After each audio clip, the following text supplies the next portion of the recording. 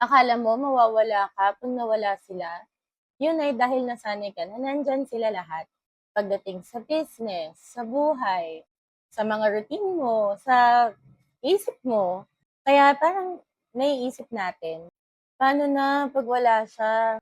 Paano natin gagawin 'to?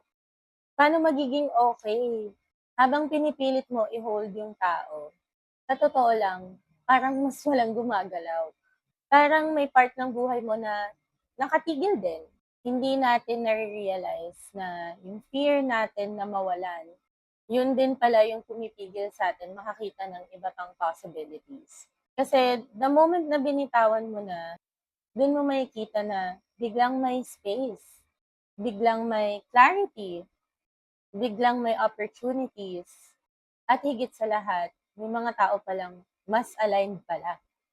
Yung mga bagay na hindi mo napapansin masyado before. Kasi masyado kang occupied trying to keep something alive. At ang weirdest sa lahat, akala mo katapusan na.